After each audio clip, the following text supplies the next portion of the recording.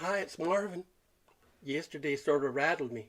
All those folks getting all their underwear in a twist and going in and doing all that rabble rousing. Sort of scary, huh? At first I was thinking, oh no, we'd be in trouble. But then I was thinking, I was a teacher and I used to teach this stuff. And I figured out something that's really important when I was teaching. I said, the federal government is only one part of our country. We still got 50 other countries that are part of the United States. You know, California, Texas, all those is actually little countries that are under federal government with their own way to stay safe. So I started to think more about something else. I started to think about when I was teaching the kids. Now I want to show you some pictures. All right, so okay, this here. Let me look. Hold on. This here is the site of the Boston Massacre. Now, what happened here? There was a bunch of scared kids. The British had sent them over. King Henry sent the kids over here with guns, and then there were a whole bunch of rabble-rousing rebels went in and started to throw rocks and stuff, and they were upset, and and the next thing you know, there was gunshots. They called it the Boston Massacre. Wow. Even John Adams, one of our presidents, that had to go and defend them. But those just a bunch of scared kids had all those rabble rousers there. Now I'm not justifying any kind of hurting peoples, but they're a bunch of scared kids. Now here's another place. This is a very sacred place for America. This is the Old North Bridge. Now it's been rebuilt here, yeah. But this is where the shot heard around the world was. This is where we all get the idea of, wow, it's time to stand up for our rights, huh? Yeah. But we were standing up against a whole foreign country. We weren't standing up against people who just didn't agree with us. Wow. Now this is the Minutemen Statue. Now you can see that this statue has a farmer with a gun and a plow. This is meant that you're ready to stand up no matter what to some foreign power. Wait, did I say foreign power? To somebody, a foreign power trying to take over. Yeah. Because we don't have a king that's pushing us around. We have elected peoples. Okay, so this is the monument for the battles of Yorktown. Wow, that was really, really amazing. It was this battle that changed everything. After this, we were able to come as a country. Yep. Now this is the seat of the rising sun. This is where the Declaration of Independence was signed by lots of peoples. Lots of important peoples. And here, this is Independence Hall. It's in Philadelphia, and you got to go. It's sort of like an American pilgrimage. You got to go because this is where we started as a country. The Declaration of Independence was probably the most important document that we ever made because that was our real start of the country. The Constitution just formalized it. And here, this is Valley Forge. Valley Forge represents all those people. Not just the peoples at Valley Forge, but all of our military who suffered so that we could be a country. Yeah. So we need to honor them peoples. You know, I don't think yesterday the peoples was honored. The peoples that fight for us. A bunch of rabble rousers who didn't understand what this is all about, and they were led by a president who didn't even understand the law.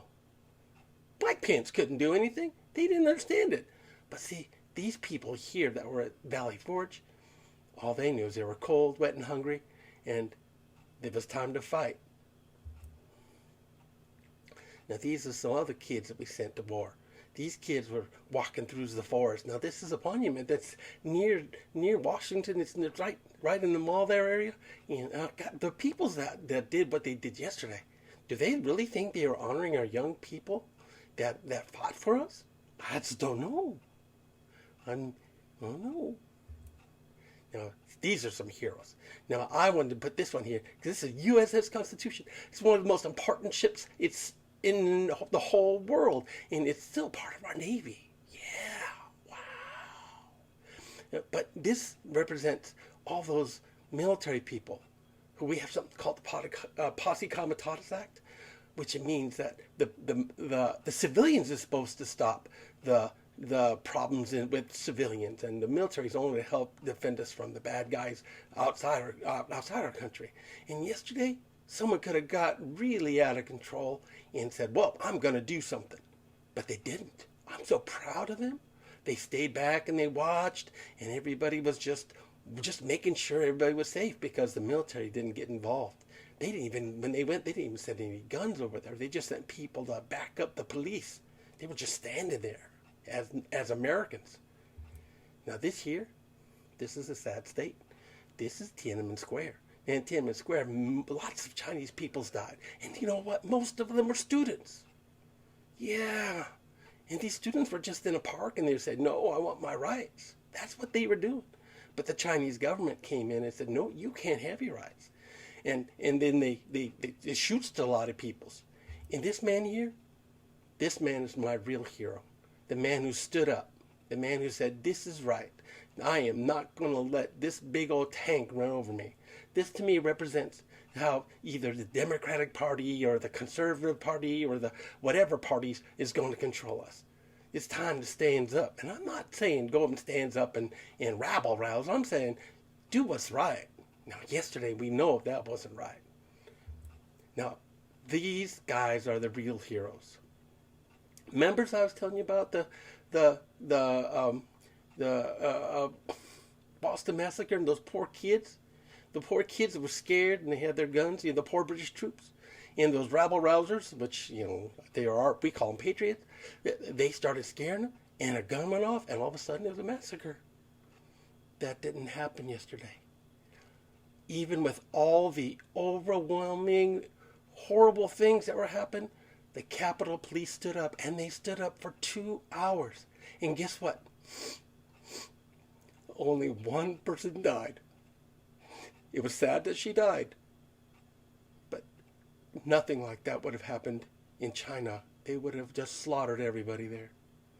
And I want to tell the Capitol Police, because you kept your cookies together, we did not have a bad day the day after. So the real heroes are you. The Capitol Police stood up and they weren't scared. Well, they were probably scared, but they didn't lose their cookies. And I just want you to know you did it without help. And you deserve everything that American can give you. Because if you would have lost your cookies, if one of your partners would have said, oh no, I've got to defend myself against these rabble-rousers, yesterday could have been a lot different. Now the last thing I want to say is, as an American, and as a veteran, I used to guard the big bombs. As a veteran, I want you all to remember this. These are the words that are in the end of the Declaration of Independence. And I'm going to read them directly. And for the support of this declaration, with a firm reliance on the protection of divine providence, we mutually pledge to each other our lives, our fortunes, and our sacred honor. Seems to me that honor is in short supply right now in America. Can you please remember, no one can take away your honor.